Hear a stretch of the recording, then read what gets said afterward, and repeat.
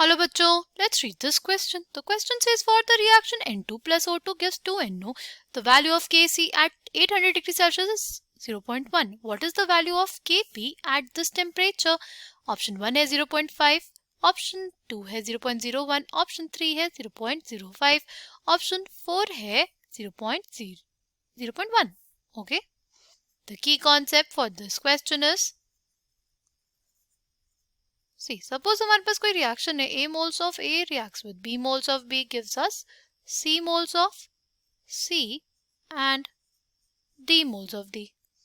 इस reaction के लिए अगर हमें equilibrium constant लिखना हो तो हम लोग क्या लिखेंगे? वो हो जाएगा concentration of C की power C, concentration of D की power D by concentration of A की power A और concentration of B की power B.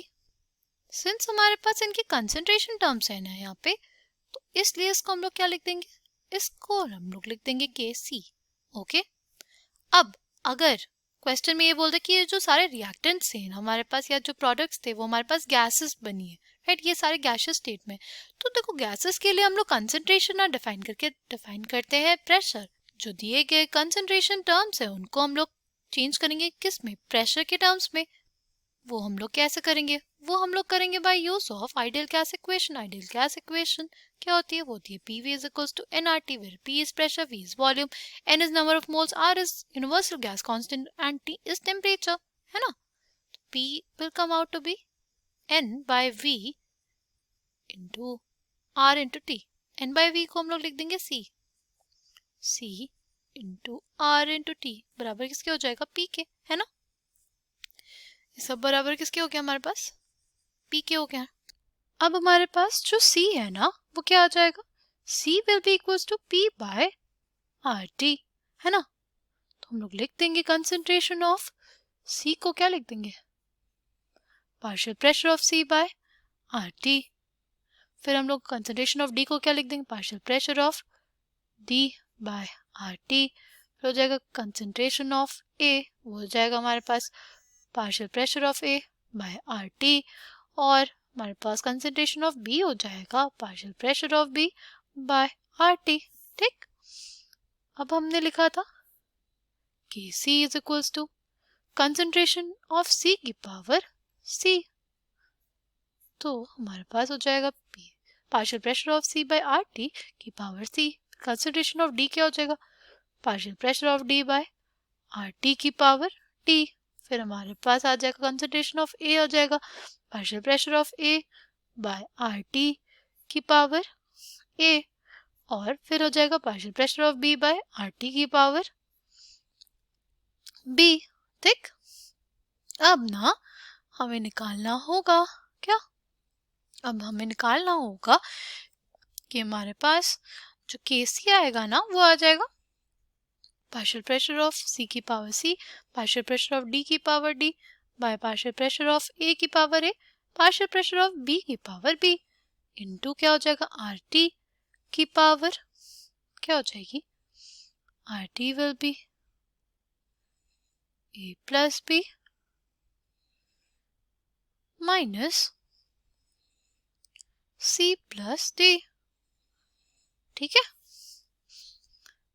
तुम्हारे पास जो